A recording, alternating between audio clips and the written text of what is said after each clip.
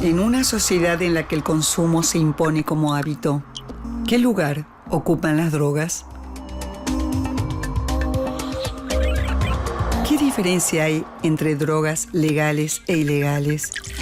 ¿Los efectos sobre el sistema nervioso? ¿Los daños a mediano y largo plazo? Para mí el porro es lo mismo que la heroína. Una cosa tenemos que desterrar, la palabra de la buena de la mala. Son todas drogas y todas hacen mal. No existe esto de droga blanda, droga dura, y entonces como es blanda, entonces está todo bien. Yo creo que no.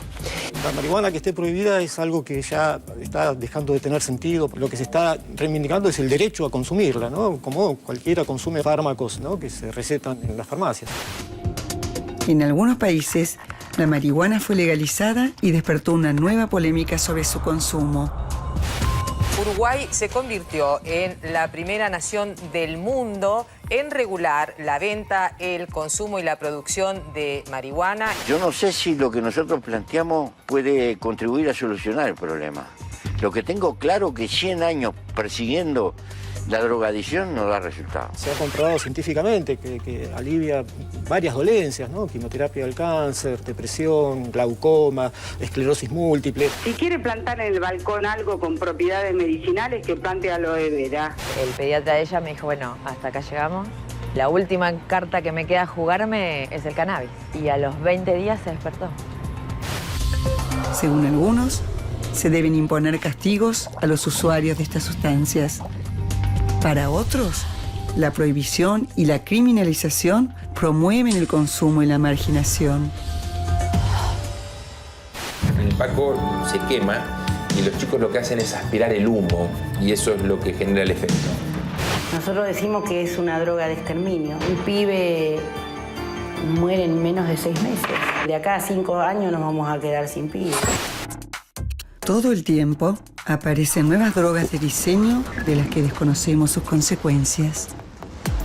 Hallaron éxtasis en los cuerpos de estos jóvenes muertos en esta fiesta electrónica. En Europa, para reducir los daños, lo que hacen es ponen laboratorios donde la gente comprueba qué droga tiene. Hay algo que se llama reducción de daño. Es algo que te brinda el Estado, que entiende que, igual si la droga está prohibida, hay gente que se va a drogar igual. Y ellos lo que te hacen es te informan para que te drogues de la manera más segura posible, que es algo que tiene que pasar acá. ¿Cómo implementar programas de prevención que resulten eficaces? ¿Es posible dictar leyes para evitar consecuencias fatales? ¿Cuál es el rol que los actores sociales deberían asumir?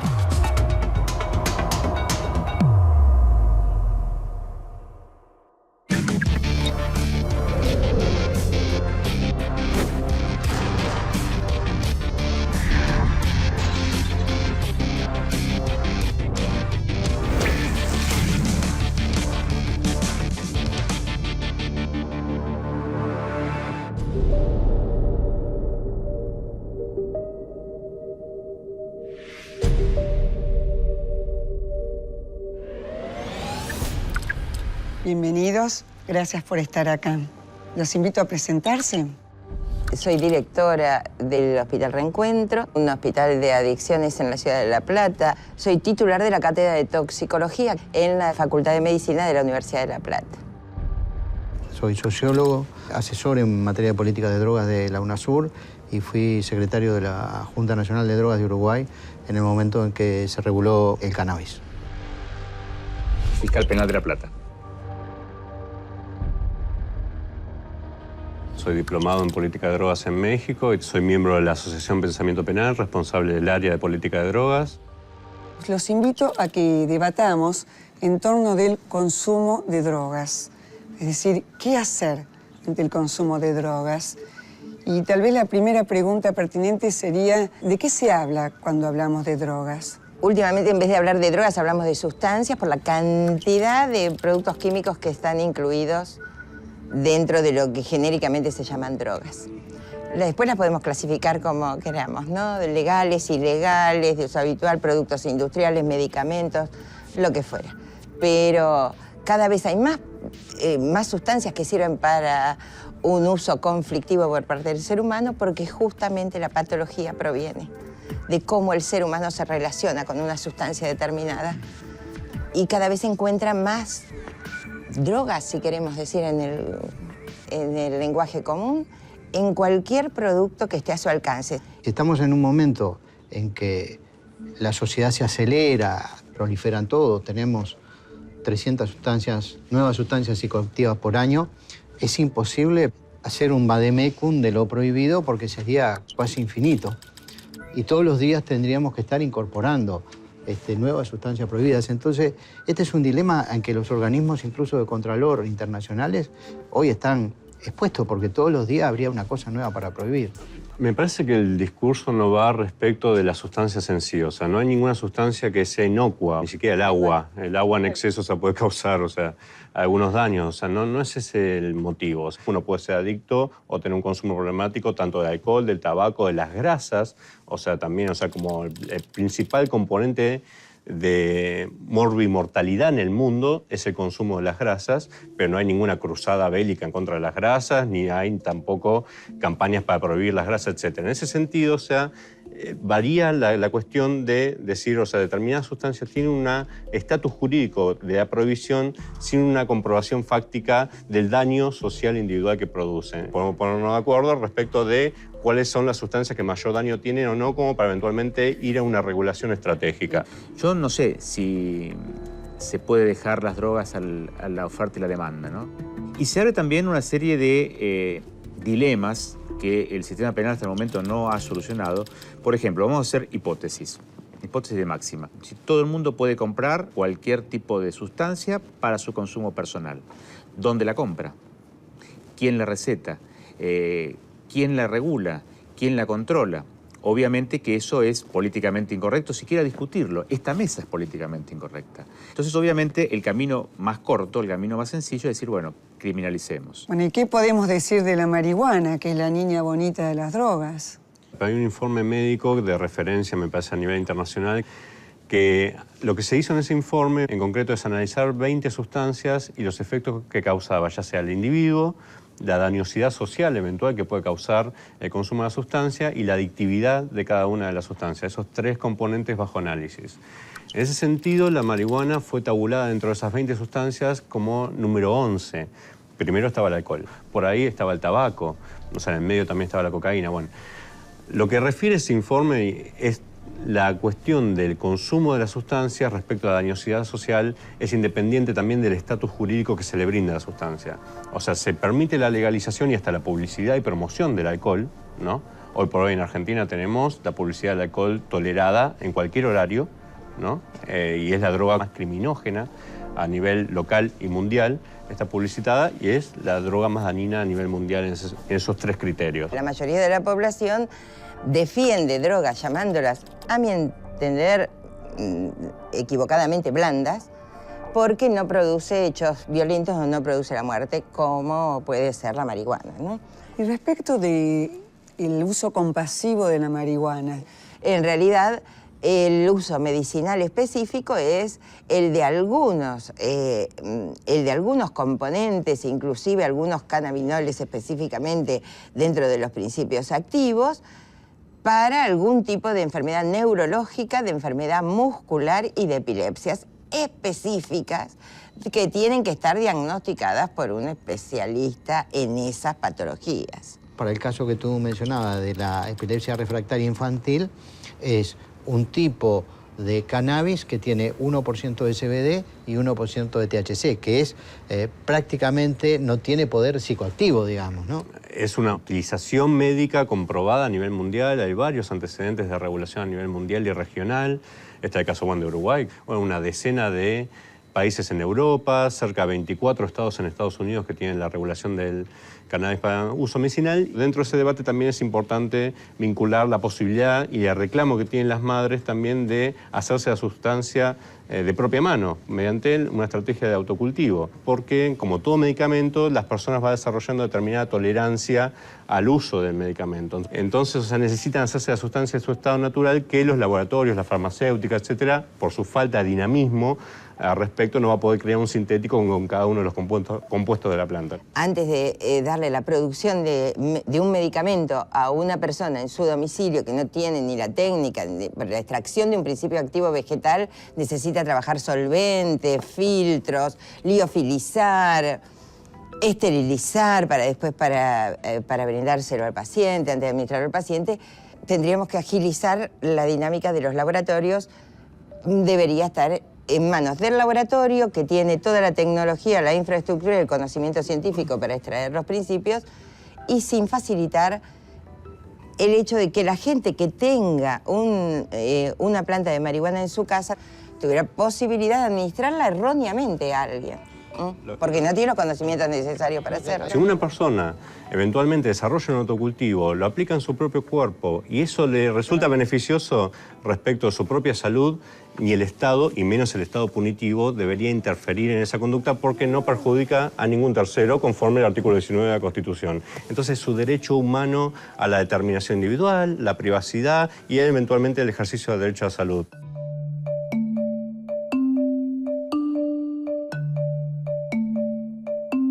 Yo estaba embarazada de Emiliano y sentía que él hacía movimientos raros. Y cuando nació Emi, a los pocos minutos de haber nacido, tuvo su primera convulsión. Me acuerdo decirle a mi marido, eso es lo que hacía en mi panza. Tenía entre 100 y 200 convulsiones por día. Me explicaron los motivos y el más grave de todo fue que tuviera epilepsia. Esa fue como el inicio. Y fueron 9 años de leer a Emiliano, de ser su intérprete. Vos tenés que mirar y saber, sin que te hable, sin que se mueva, sin que estornude, sin que llore, sin que se ría. ¿Qué le pasa? Emiliano es un nene que se reía si uno le hacía cosquillas. No tenía una risa espontánea. Su autismo no le permite ingresar información de la afuera. Entonces, de pronto, no se puede reír de situaciones graciosas como nosotros. Había estado siempre muy, muy medicado. Era una persona de tomar 36, 40 pastillas diarias. La multimedicación hace que tu hijo babee, que tu hijo mire el piso todo el tiempo, hace que tu hijo no distinga frío y calor, que no pueda expresarse, que no pueda comunicarse con vos, que no te mire a los ojos. Cuando uno va y le dice al médico, mira, el nene cambió de personalidad, o sea, era un chico de tal modo y ahora es mucho más depresivo. Y la explicación de ellos es sí, es así, puede provocar esas cosas.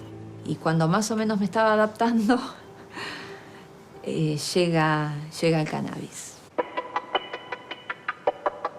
¿Viste que hay cosas en tu vida que no te olvidás nunca? La primera vez que viste al amor de tu vida, el día que te enteraste que estás embarazada, no sé. Yo no me voy a olvidar nunca el día que vi la revista THC que decía, había una mamá de perfil con una nena y decía mamá cultiva, y abajo el copete de la nota era mamás que cultivan cannabis para sus hijos con epilepsia o algo así. Diciembre del 2014 sale ese número en la revista. Y en diciembre de 2015 yo le doy por primera vez a mi hijo. O sea que me tardé un año en quitarme miedos, prejuicios, investigar, saber. Hablé, digo, lo busqué. Tal como me explicaron, en una galletita puse una gotita de aceite del tamaño de un granito de arroz, se lo di a mi hijo que estaba acostado en mi cama. De pronto escuché la risa, una carcajada. Y fui despacio a la pieza a buscarlo y estaba muerto de la risa y se estaba riendo de una situación graciosa. Entonces me puse a llorar, pero él se reía, entonces yo también, y no podía creer que eso estaba pasando. En ese momento, te puedo asegurar que en ese momento supe que iba a pasar todo lo demás. Durante muchos años vimos a nuestros hijos mirarnos con impotencia un segundo antes de una convulsión. Y hoy tenés la planta en tus manos. La pasás de una maceta chica a una maceta grande y es con tus manos que haces el aceite o lo que sea que hagas para tu hijo. Eso, psicológicamente, te transforma. Es una de las experiencias más hermosas que una mamá puede tener. Darle con sus manos la medicación a sus hijos. Y yo hoy tengo un hijo que me mira, que me habla, que me hace saber lo que le pasa, que se puede sentar conmigo a la mesa. Puedo ir a un restaurante y él está conmigo. Son tantas pavadas que me hacen la vida entera. Y son pequeñas cosas que para nosotras es por lo que vale la pena vivir. El aceite lo produzco yo y las plantas las cuidamos entre todos. Es una tarea familiar y el conocimiento se obtiene de los cultivadores. En Argentina, en cada provincia hay una agrupación de canabicultores y ellos son casi ingenieros agrónomos porque saben muchísimo. Y el aceite lo aprendimos más bien de las mamás de Chile, porque tiene algunas especificaciones que solo las mamás chilenas nos pudieron decir. Las plantas hoy son nuestras enfermeras, son todo para nosotras. Entonces, que se lleven las plantas sería una debacle total. Comercializar semillas, derivados de la planta, tener una planta en tu casa, la tenencia es delito.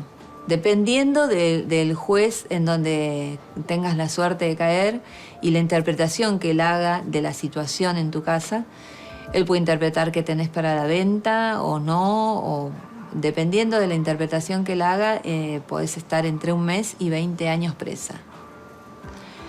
Un homicidio simple, la pena máxima son 10 años, como para que te des una idea de la gravedad en la que nos metimos. Y encima nosotras lo hacemos comunitariamente y somos una asociación civil, con lo cual somos una asociación ilícita y tendríamos penas aún mayores. Y entendimos que por eso existe Mamá Cultiva, para que ninguna madre tenga que pasar tantos años como nosotras hemos pasado para tener la oportunidad de mejorarle la calidad de vida a su hijo.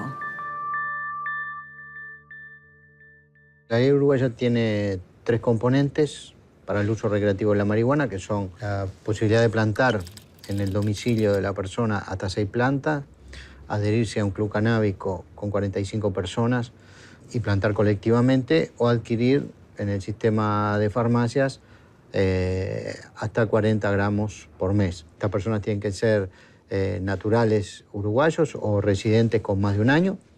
En cualquiera de los casos tiene que haber un registro. Al día de hoy hay 5.000 autocultivadores y miembros de clubes canábicos registrados. Quiere decir que hay 5.000 personas que no le llevan día a día el $1,50 diario que sale 1 gramo de marihuana al narcotráfico. Y eso es un salto muy importante, porque el hecho de que se tengan que relacionar para realizar un acto que de cualquier manera lo van a hacer con las organizaciones criminales, con el dealer, con el que le da, es una acción que el Estado de alguna manera está empujando a las personas a no darle la oportunidad de acceder legalmente a algo que no se lo prohíbe desde el punto de vista penal, porque en el Uruguay, y eso me parece que es importante decirlo, las drogas están, todas las drogas, el uso de drogas está despenalizado desde el mes de octubre de 1974. Yo estoy en el último eslabón de toda esta cadena, ¿no? Que es, no estoy en la prevención, no estoy en la educación, sino estoy justamente en la investigación de conductas prohibidas, que son los delitos. Sí puedo aseverar que las drogas, las sustancias psicoactivas o este tipo de compuestos químicos que crecen y se reproducen día tras día, está presente en todos los delitos, en cada uno de los delitos violentos. Lo que decía el fiscal ahora puede ser empíricamente comprobable, ¿no? Pero ni todas las personas que son violentas consumen drogas, ni todas las personas que consumen drogas cometen delitos. Están los delitos económicos asociados directamente a narcotráfico, que no necesariamente son delitos violentos y que causan daños tremendos a la sociedad y, y al relacionamiento entre las personas. No estamos hablando de las drogas de los grandes rockeros o de los grandes millonarios del mundo, sino en provincia de Buenos Aires, en La Plata, nuestra capital, estamos hablando de porquerías que lo llevan a los jóvenes, porque tenemos detenidos muy jóvenes, un promedio de 22, 23 años, a una muerte cerebral cercana, ¿no? Sobre todo con el Paco. Hay más delito, o sea, hay más hechos. Y es más violento. Hay un incremento exponencial en la violencia en casi toda la forma de comisión criminal. No así en el delito de cuello blanco, es cierto. El estafador, seguro que no. El corrupto que está en el gobierno, en las empresas privadas ligadas al gobierno, seguramente a lo mejor consume, pero no utiliza para delinquir. Ahora, el robo con homicidio, la violación, la privación ilegal de las personas, todos los delitos donde hay armas para intimidar, está presente la droga y, en mi opinión de abogado, potencia la violencia. Y no estamos hablando de marihuana, estamos hablando de Paco o pastillas psiquiátricas con alcohol. Quizás para muchos existe un cierto consenso de aceptar las drogas blandas, pero eso no podría provocar una pendiente resbaladiza que, aceptando las drogas blandas, de a poco vayan precisamente consumiendo drogas más duras. Lo que se llama la teoría de la escalada, ¿no? Eso está comprobado que también es falso. La verdadera puerta de ingreso, como se dice, es lo que se llama el efecto góndola. Precisamente góndola de supermercado porque uno va a comprarnos una pasta de dientes y sale con 3 botellas de whisky, ¿no? Suele suceder. Entonces va en ese momento y dice, bueno, no tengo marihuana, pero te regalo al principio, después te la cobro, cocaína, Paco y diversas sustancias. Y eso está comprobado que sí es la puerta de ingreso a otras sustancias. Lo que sí está comprobado, lo que dice Diana, es verdad, o sea que generalmente las personas que consumen alguna droga de las llamadas duras, que habría que relativizar también esos conceptos de duras y blandas, previamente consumieron alguna sustancia de menor dañosidad, podríamos llamar, como puede ser la marihuana, como puede ser también otra sustancia. Ya marihuana, una clase media y una clase alta. Después, clases más carenciadas en general empiezan con alcohol y con pastillas, que es lo que consiguen, no es lo que hay. Y después terminan haciendo pruebas horrorosas con alcohol medicinal, con medicamentos, lamentablemente no solamente psicofármacos, sino medicamentos generales.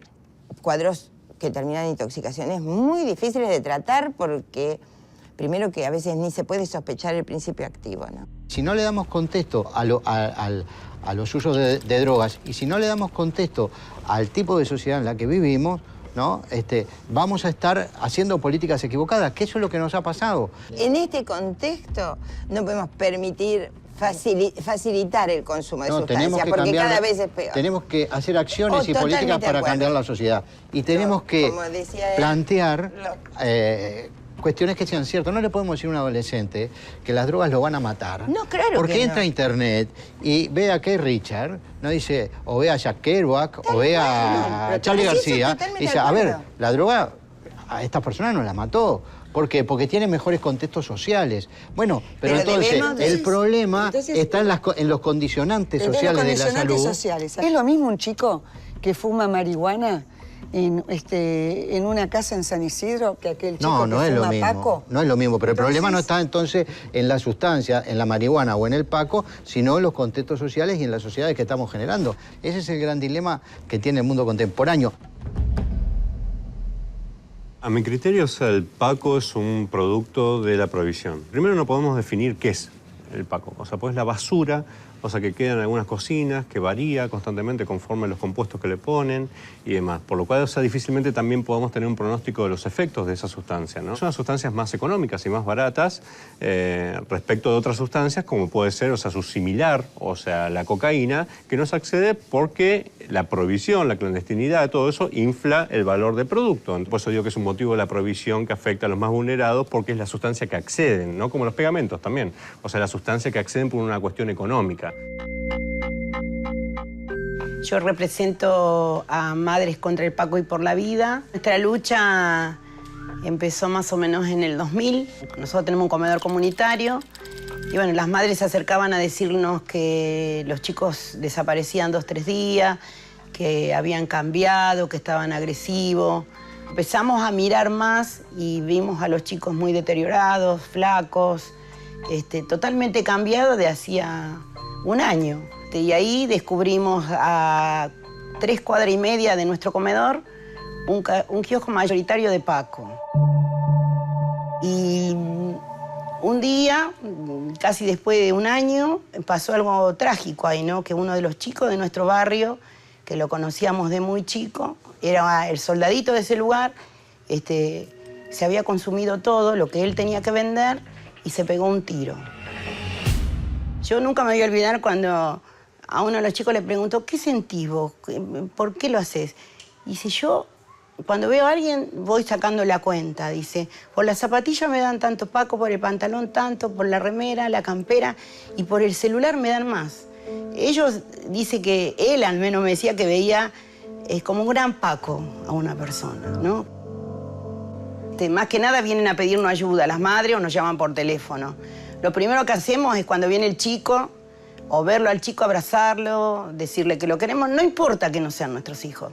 Ese es nuestro lema, abrazarlo y ahí sentimos que tiene sentimiento, porque muchas veces dicen, no, este pibe ya está, se va a morir, no sirve para nada. Y yo creo que no es así, que nosotros los grandes somos los que tenemos la responsabilidad sobre ese chico. Para mí es una llamada de atención lo que están haciendo, ¿no? Que estoy acá, estoy vivo, necesito. Ellos son invisibles, porque están tirados en la calle, lo pasamos por encima o lo vemos. Nosotros hemos visto muchas veces, dice, el paquero que roba. Ese pibe no corre ni 3 cuadras, no puede correr, no tiene fuerza para correr después de robar. Se cae ahí porque no tiene fuerza. Apenas camina. Yo creo que el que no vio a un chico con problemas de Paco no sabe, porque están todos dobladitos, temblando. Están muy deteriorados los chicos. Nosotros muchas veces hemos hablado con policías, nos dicen de que son abortos caminando, que se matan solos, que no hace falta que le hagan nada porque se van a morir. Y muchas veces la familia también, ¿no? Dicen, ojalá que se muera porque nos causa problemas, ojalá que esté preso. Y bueno, yo sufro mucho. Yo pienso que está hecho a propósito. Me parece que están sobrando pibes pobres. Yo por eso digo que todos nosotros como sociedad tenemos que hacer algo, porque eso es un boomerang. La vida de ellos para nosotros no vale nada, entonces para ellos nuestra vida tampoco va a valer nada.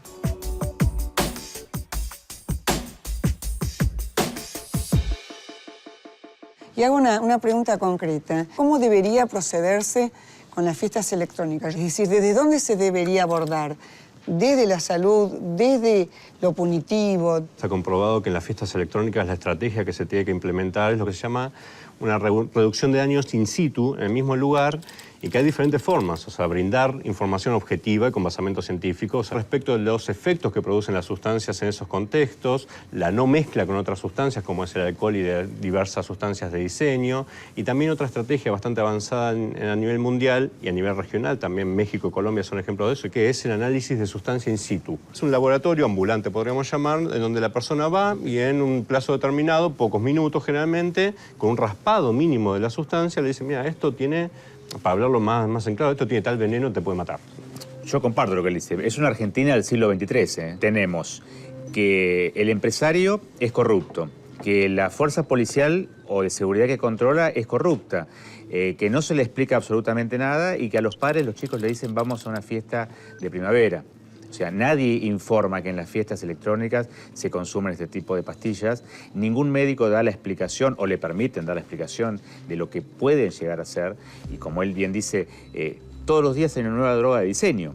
No hay ningún tipo de publicidad, ni los organizadores de estas fiestas dicen, ojo que aquí existe la posibilidad que vengan vendedores ambulantes a repartirles estas pastillitas de colores y nosotros les vamos a cortar el agua de los baños y ustedes van a tener que comprar en una jaula aguas minerales a $50 la botella. O sea que es una Argentina posible, pero creo que estamos lejísimos. Yo comparto que bueno, los países de América Latina no somos los más transparentes posibles, tenemos altos niveles de corrupción a veces, pero no podemos abdicar de necesidad de reformar nuestras propias instituciones. Lo que nosotros precisamos es un Estado que esté presente. En el caso de Uruguay se hizo conjuntamente con los empresarios. Fueron los empresarios que dijeron, bueno, ante lo que pasa en Argentina, a mí me va a pasar el negocio. Y yo no quiero que mi negocio, que es hacer la fiesta, no vender pastillas, funcione. Si esto no funciona, lo que se va a terminar es en la suspensión de todas las fiestas. Y eso no le sirve a nadie, ni siquiera a los que eventualmente pueden ser corruptos. La sociedad argentina, o sea, no es muy diferente ni a la sociedad uruguaya, ni de Colombia, ni México. No estamos hablando de experiencia ni de Noruega, Finlandia, que generalmente dice estamos muy lejos de esa situación. Estamos viendo una estrategia que sea posible para evitar, o sea, la muerte, como sucedió con 5 jóvenes en la última Time Wrap, la fiesta electrónica. Esas personas en ningún momento fueron a buscar la muerte o un suicidio masivo. Fueron a buscar una relación con una determinada sustancia que en ese contexto suponían que le iba a crear un efecto psicoactivo determinado, nunca la muerte. Lo que produce la muerte es efectivamente motivo de prohibicionismo, o sea, motivo de no saber lo que tiene una sustancia, ¿no? De no saber lo que consumieron y eso le produjo la muerte. Me parece distinguir 2 cosas. Primero, eran todos adultos, casos que murieron un uruguayo también. En todos los casos con niñas, niños y adolescentes está claro que no deben de consumir ningún tipo de drogas, incluida el alcohol, y que hay que realizar políticas explicativas para esto. Había quizás 2.000 personas más del aforo que tenía, ¿no? Entonces, no le podemos echar la culpa a la sustancia cuando había 2.000 personas más, cuando no había agua, ¿no? Cuando sabemos que específicamente este tipo de drogas lo que tienen es una necesidad de más hidratación. Mi hijo estudiaba arquitectura, laburaba en mi empresa, tenía a su novia, era súper familiero. El sábado anterior había estado comiendo sushi y mirando una peli en casa. No iba de joda, reviente todos los fines de semana. Ojalá yo hubiese tenido un antecedente de haberlo visto a mi hijo en ese estado. Yo hubiese dicho, bueno, acá algo pasa. Nunca lo vi mal a Agustín. Se hablaba, yo le decía, che, vos que vas a esa fiesta, yo sé que toman éxtasis. Mamá, no pasa nada. Él decía así, tengo amigos que toman hasta 6 pastillas por noche, no pasa nada. Porque él iba a la Greenfield, la Moonpar y no sé, 3, 4 que eran al año, que se hacen de noviembre a diciembre. No, después no era más de la electrónica. Lo de Agustín fue en Costa Salguero. Agustín solo tenía éxtasis y cristal. No había consumido alcohol, no mezcló, como dicen, mezclas, no. Eso solo lo mató. Eso solo es suficiente para matarte. En 6 horas, eso lo mató. Yo hablé con amigos de Agus, me dijeron, mira, Fer, estábamos como en el Sarmiento, así, hacinados, donde tendrían que entrar, por decirte un número, 10.000 personas, había 16.000. O sea, eso, estar hacinados, transpirando, más tomar el éxtasis que te aumenta las pulsaciones, que necesitas agua, líquido. Entonces, también el ambiente hace a que el chico no se pueda recuperar. Yo, en mi ignorancia, dije, está internado, lo limpian, le barren toda esa basura, y mi hijo me lo llevó a casa esta noche. Agustín, eran las 9:30 de la mañana, 10, y tenía todavía 180 de pulsaciones. Ese corazón venía latiendo desde las 6:30, full. Y entró con 42 grados de fiebre, estaba en un colchón de hielo. Yo lo que pasa es que creo que el consumidor social, que sería el caso de mi hijo, es más difícil para los papás darnos cuenta.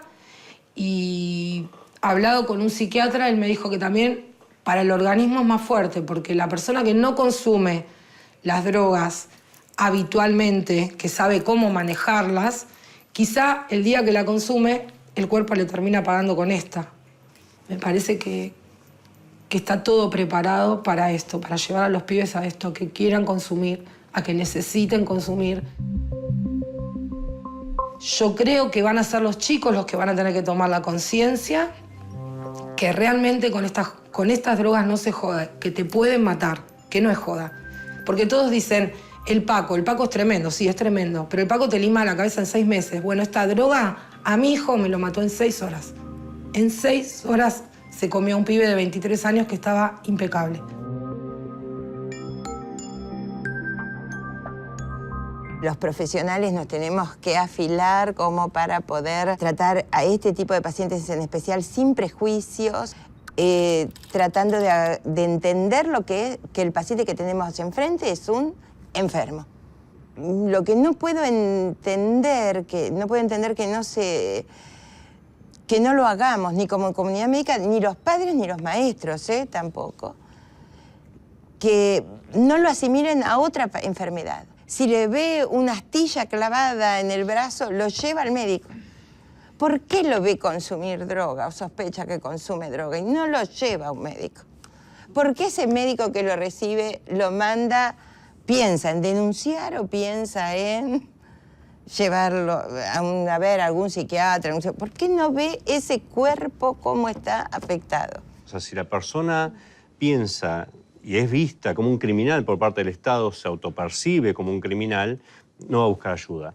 Por miedo a ser efectivamente criminalizado o por miedo a ser tratado compulsivamente, ¿no? Que es otra forma encubierta de criminalización. Y además la gran mayoría, no todos, pero la gran mayoría de los tratamientos estuvieron vinculados a lo que se llama la abstención, ¿no? El abstencionismo. Eventualmente, si yo sé que voy a requerir ayuda al Ministerio de Salud, supongamos, al hospital donde trabaja la doctora, y la doctora me va a encerrar en una pieza junto a 20 personas más y nunca me va a dar un cigarrillo, ninguna dosis más, la verdad yo no voy a buscar esa ayuda. En este estadio se necesitan decisiones inmediatas, ¿no? Cuando se superpone la categoría de consumidor y delincuente, que no siempre tienen que identificarse, pero lamentablemente con el caso del Paco se da que lamentablemente para conseguir esa basura delinquen los muchachos. El Estado, más allá de la prisionización, necesita y es imperativo darle un tratamiento, ahí sí compulsivo, porque es un tratamiento no para sacarlo de la adicción, sino para salvarle la vida. Y esto obviamente no está pasando. Vos a la droga la ves, yo la veía enfrente de mi casa, pero jamás me imaginé que iba a entrar a mi casa sin golpearme las manos ni la puerta. A uno le parece que el hijo de uno no lo va a hacer, ¿viste? Vos decís, no puede ser. Yo la empiezo a notar mal a una de mis hijas, no la veo bien. Una de las cosas que me llamó la atención, que era muy coqueta y andaba así le daba lo mismo. Era detallista y le daba lo mismo. Eso fue algo que presté atención. Fue todo acelerado, no sé, yo me encontré que estaba fumando Paco. No, que estaba fumando marihuana. No, yo me encontré con eso. Es muy difícil porque uno tiene como una especie de negación al principio. Son dos cosas. Aceptás la realidad, sabés que tu hija se está drogando y a su vez tenés una negación porque decís, ¿cómo me puede pasar esto a mí? Pero yo sabía que el Paco la iba a llevar a la muerte.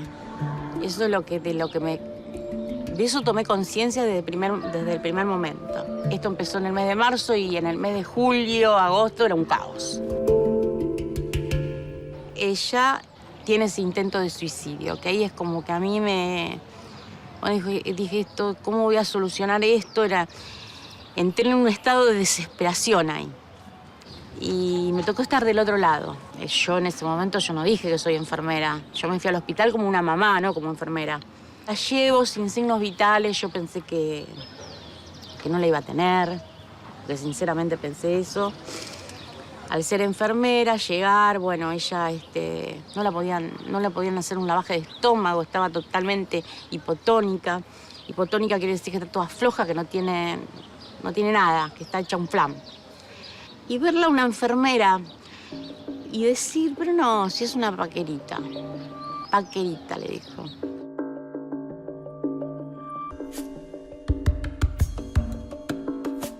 La sentamos en mi casa y le dije yo, Luisina, te tengo que internar.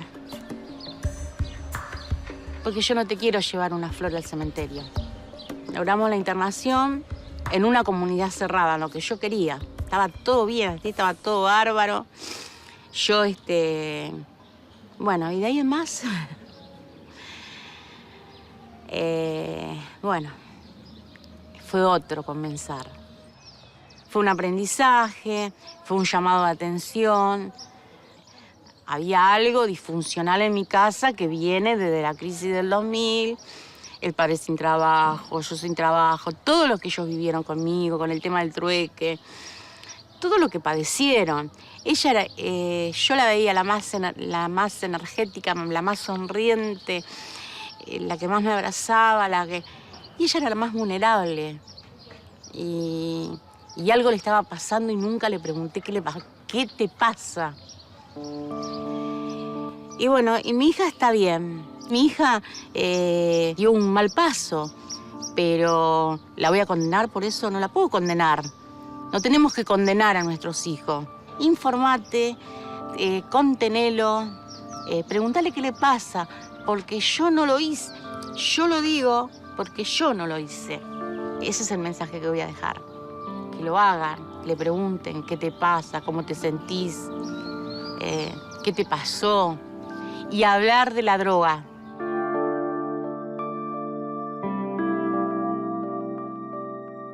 ¿Dónde termina el uso y dónde comienza el abuso de una sustancia? Eso es todo una cuestión muy subjetiva. Lo que sí está comprobado es que, según estadísticas, solo el 10% de la población consumidora de sustancias desarrolla un uso problemático.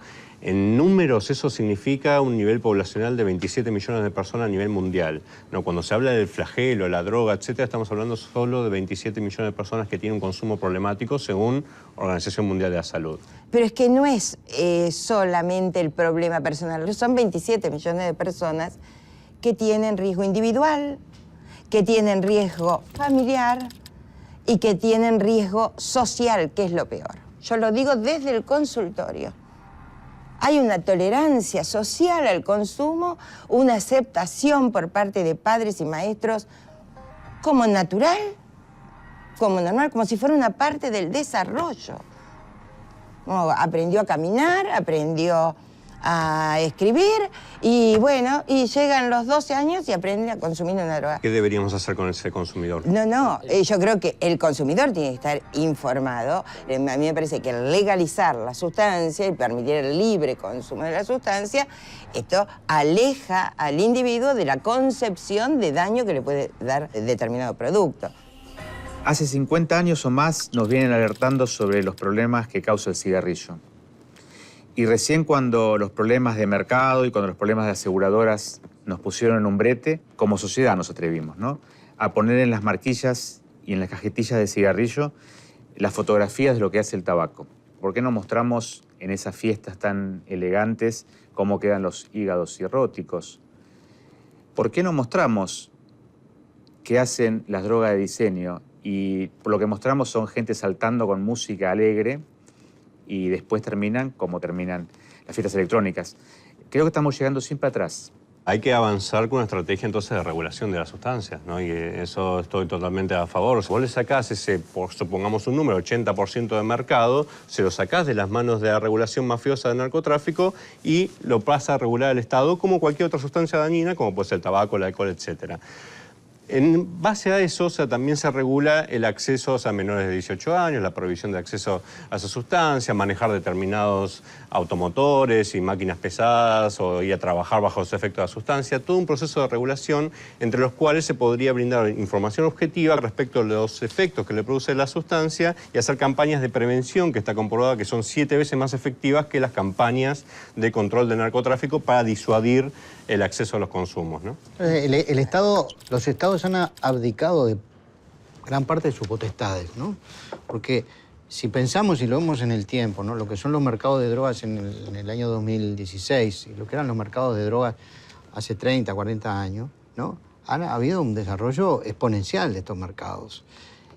Y por esta contradicción, al prohibirlo todo, se dejó todo en manos de los mercados criminales. Entonces el Estado no controla la calidad de la sustancia, no controla el precio, no obtiene recursos de esos mercados. Estoy hablando para el mundo en general, incluido Uruguay, porque Uruguay ha regulado solamente la marihuana. Y por otro lado, y esto es lo más patético de la situación, y hay una violación flagrante de los derechos humanos por parte de todos los estados, es que empujan a los usuarios a cometer un acto que es privado, a que cometan un acto ilegal, que es ir a comprar al mercado negro y al mercado ilegal, y lo someten a una situación de violencia extrema, porque entrar a una casa, ¿no?, imaginémonos un muchacho, un adolescente, un joven, que por primera vez entra en contacto con la sustancia y que se pone en relación con personajes del mundo del AMPA, personajes del mundo criminal, que es el que le proporciona y que si va a buscar marihuana y no tiene marihuana, le termina vendiendo o una pastilla o una, o una droga de síntesis o cocaína o pasta base de cocaína, ¿no? Se tiende a igualar adicto a consumidor y consumidor y adicto igual a marginalidad y pobreza. Como es el sistema hiperconsumista, hipercapitalista, ¿a quién señalan? A aquel que no puede consumir. Es un sistema que evidentemente es insatisfactorio, que nos oprime y del cual está muy bien querer escaparse. ¿Y cómo nos vamos a escapar? Y la única manera que nos enseñaron a escaparnos. Y nos enseñaron a escaparnos consumiendo. No nos enseñaron a meditar en la escuela. Nos enseñaron que primero que teníamos que ser mejores que otros, ¿no? Y competir con el otro, y ser superiores, y tener mejores notas, y que teníamos encima, valíamos algo, valés un 6, valés un 10, valés un 3. Y esos chicos que fuimos criados por esa televisión segmentada, en la cual nos ofrecían ser consumo y ser consumidos también, crecimos y no sabemos otra manera de vivir que no sea esa. Entonces también nos dijeron que tenemos que vivir experiencias intensas. ¿Cómo sos más intenso? Bueno, ahí están las drogas para ser más intenso, ¿no? La cocaína, que es una droga que atraviesa todas las clases sociales, pero sobre todo la clase media y la clase alta. Para ser más intenso, para trabajar más, para ser más productivo. Se nos cayó el amor porque nuestros padres se divorciaron, no se divorciaron, pero siguen casados muy a su pesar. Pero tenemos el éxtasis que nos fabrica una ilusión de amor eterno y de empatía por el universo que en realidad no sentiríamos. O la marihuana, que es de consumo más amplio, creo que es la droga que más claramente refleja esa necesidad de tomarnos la realidad con un poquito con menos intensidad. Yo empecé a consumir sustancias que pueden ser consideradas drogas, como una búsqueda de exploración de la conciencia, ¿no? Toda aquella literatura de Castaneda, las enseñanzas de Don Juan y demás. De hecho, consumía plantas sagradas que no son ilegales ni siquiera. Haciendo una exploración de qué había más allá de la realidad de la conciencia. Y después me fui por los caminos más tradicionales y empecé con la música electrónica, ir a fiestas electrónicas y empecé a consumir éxtasis y demás. Y la verdad que tuve un vínculo siempre, si cabe el término, muy sano con las drogas. Es decir, nunca pensé que estaba enfermo, ni que era adicto, ni que tenía un problema. Siempre pensé que simplemente estaba explorando mi conciencia y las posibilidades y estaba haciendo lo mismo que habían hecho la mayoría de mis grandes maestros en el arte, en la música, en la literatura. Es decir, ¿por qué no lo iba a hacer yo si lo habían hecho la mayoría de los grandes hombres y mujeres que admiro? Y después sí hubo un momento en que quizás perdí un poco ese horizonte de exploración de la conciencia y me convertí en un horrible ser, parte de una maquinaria de producción con el consumo de cocaína y demás, que es la droga del sistema. ¿Qué se puede hacer? ¿Cuáles son las propuestas para realmente desarticular ese flagelo que ataca realmente a los más vulnerables? No castiguemos al consumidor, démosle todas las posibilidades sanitarias para su tratamiento. No lo obliguemos tampoco a curarse si no quiere, pero ayudemos a los menores, informemos, escuchemos a los médicos, que en realidad conocen ese mundo que no es matemático, ese mundo que es un laberinto, que es el cuerpo humano. Podemos hablar horas y horas y horas, pero una realidad que no vamos a poder contradecir es cuando un médico en la mesa de Morgagni abre un cuerpo y dice: esta persona murió por consumo masivo de estupefacientes. Hay que hacer todo lo que sea respetuoso de los derechos humanos. Como lo viene diciendo la Corte Suprema hace 30 años, despenalizar determinadas conductas como la tenencia para consumo, el autocultivo. Y después, sí, progresivamente, el tema de reducción de daños ya está aprobado por una ley de 2014, de forma unánime se aprobó la política de reducción de daños a nivel nacional, que es la ley de abordaje de consumos problemáticos.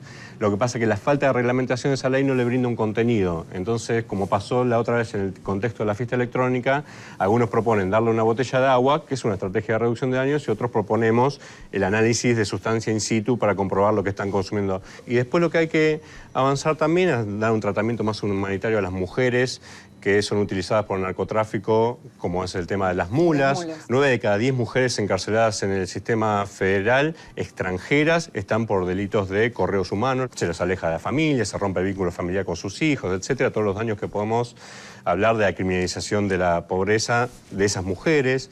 Y obviamente después empezar a acaparar las sustancias, sacarlas de manos del mercado ilegal y regularlas por parte del Estado, como cualquier otra sustancia. Creo que falta mucho de trabajar en que nosotros todos entendamos qué es una enfermedad, que es un proceso patológico, crónico, que cuando el diagnóstico se haga más precozmente, más fácil va a ser resolver el problema, que seguramente tendrá mucho que ver con la psicoterapia, seguramente, porque ese es el inicio.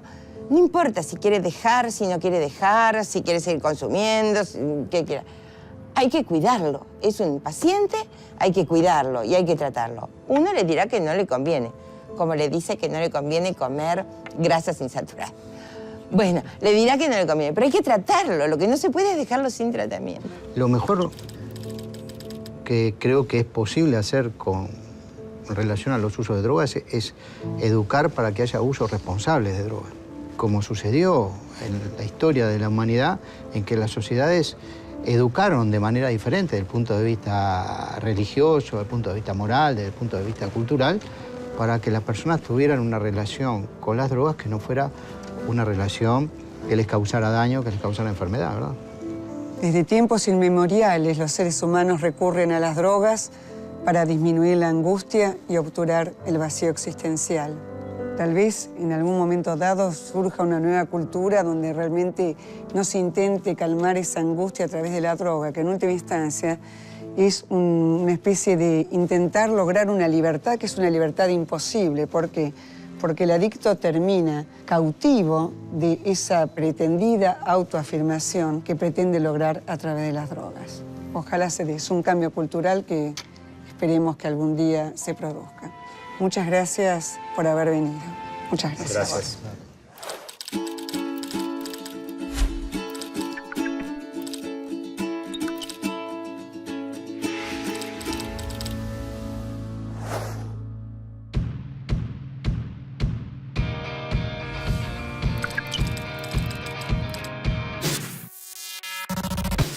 Lo habitual, un brindis, una copa. 2 copas de vino en la comida, o una copa de champán después. Para divertirme, dijimos, sí. Muy poco. A veces bastante. Cuando salgo a bailar, una cantidad media. 3 tragos, 4. Bastante. No consumo alcohol. Si tomo una copa, probablemente tome 2, 3 o 4. 3, 4 cigarrillos. Fumo cuando tomo alcohol, a veces fumo hasta 10 cigarrillos. Ahora estoy intentando fumar menos. Con River campeón he dejado el cigarrillo. Lo que haya. De vez en cuando, marihuana. Vi el caso de la muerte de mi padre y aprendí que el cigarrillo era mejor dejarlo lo más rápido que se puede.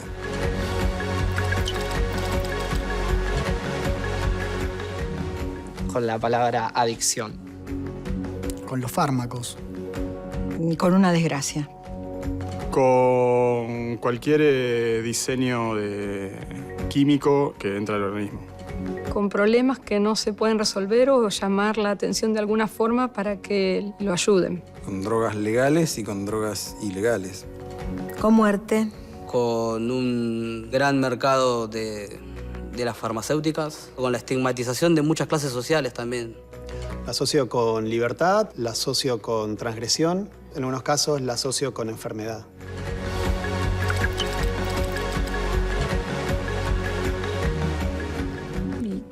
Casi todas, me parece. Las que tienen un proceso químico, donde hay alguien que lo vende y se lleva su ganancia. Yo entiendo que el cigarrillo también es una droga.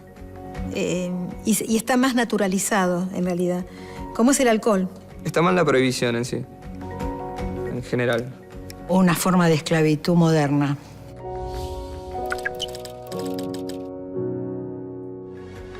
Hay que partir de la base de la educación y la prevención.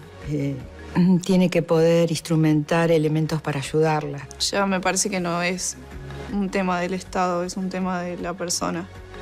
Se lo debería tratar como un enfermo y no como un criminal. generar los medios para la rehabilitación.